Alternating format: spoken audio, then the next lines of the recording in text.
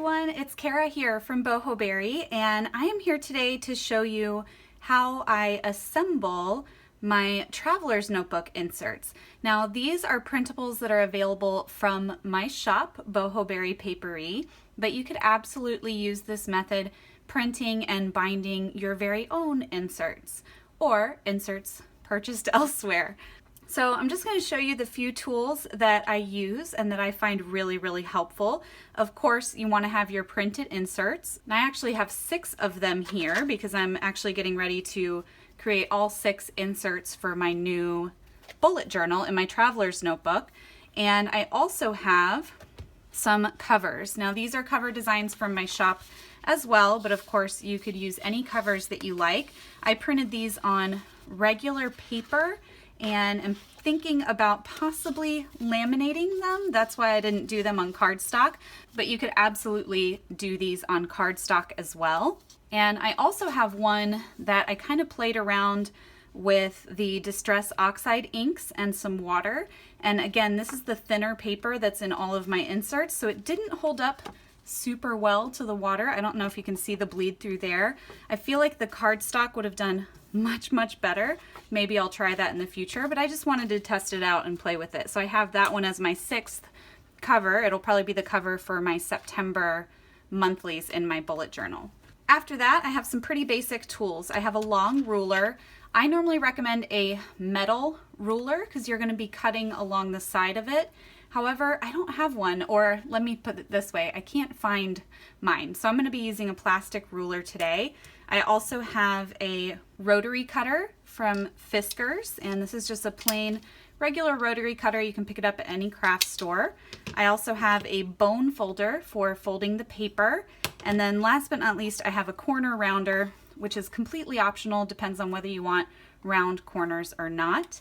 And then finally, I have a self-healing cutting mat laid down here on my table. So that means that I can take my rotary cutter and cut through my paper and cut directly onto this mat, and it'll be fine. I don't need to worry about damaging the surface. All right, so we are just gonna get started. All right, so I'm actually gonna grab 10 sheets of my paper and my cover. I think I'm gonna use this one that I decorated already.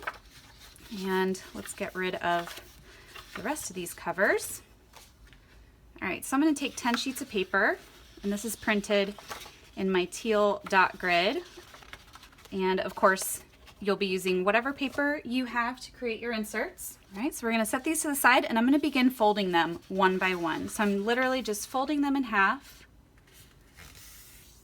I'm taking my bone folder. Let me move this up. Taking my bone folder to make sure those edges are nice and crisp. You could absolutely fold these all together at once. I've just found that doing them one by one like this makes for a much more crisp and compact book. And what I like to do as I go is kind of lay the sheets into one another, forming the book as I go. It's not necessarily a very important step when you have blank paper or a dot grid like this one, but it is very important when you have inserts that are pre-printed with like different layouts, page numbers, things like that. You want to make sure that you're keeping them all in order as you go.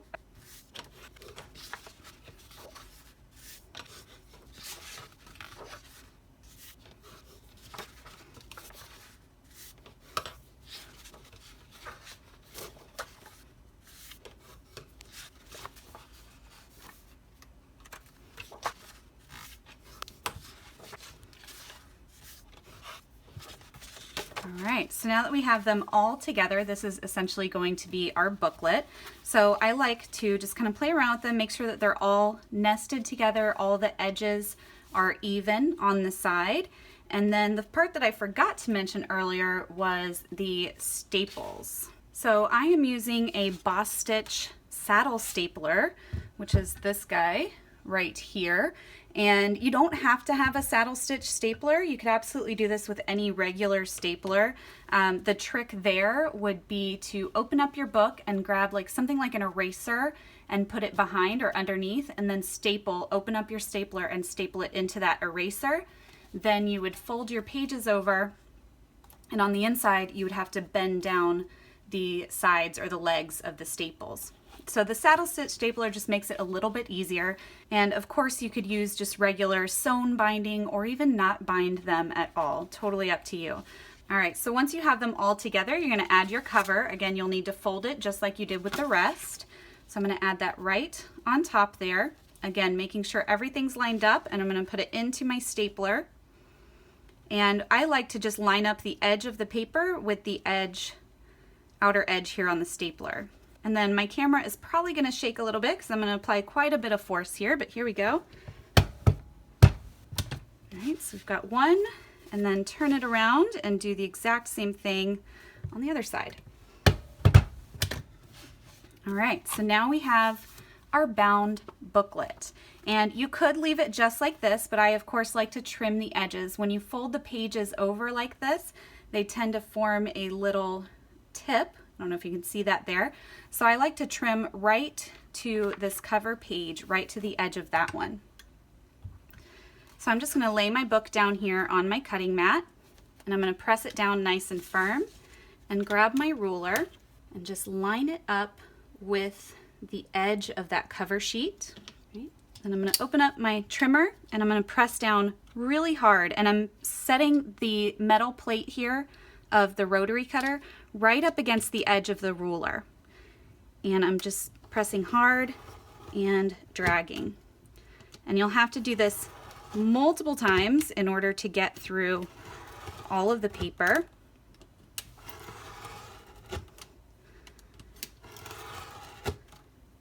Just make sure that you're pressing down nice and firmly, and you don't need to go too fast. You don't need to go back and forth. Just keep going until you can feel that you've cut through all of the paper. And even when I feel like I've cut through all the paper, sometimes I like to give it one more pass just to be sure. Okay, then you can pick up your book.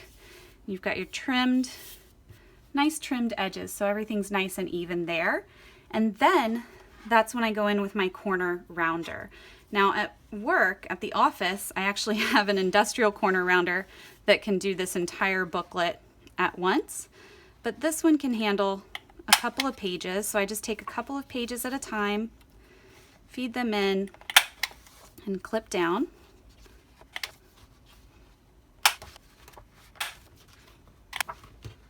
And depending on the thickness of your paper, I'm just doing, ooh, that one was too thick. I'm just doing 2 to 3 pages at a time because I use a lot thicker paper. But if you have thinner paper, you might be able to do more, like 3, 4, 5.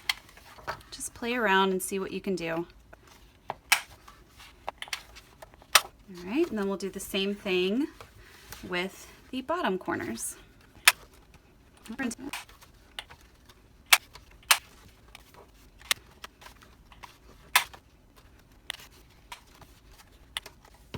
All right, and that is it, y'all. Booklet is done. So this is actually going to be for my monthly, weekly, and daily pages during the month of September.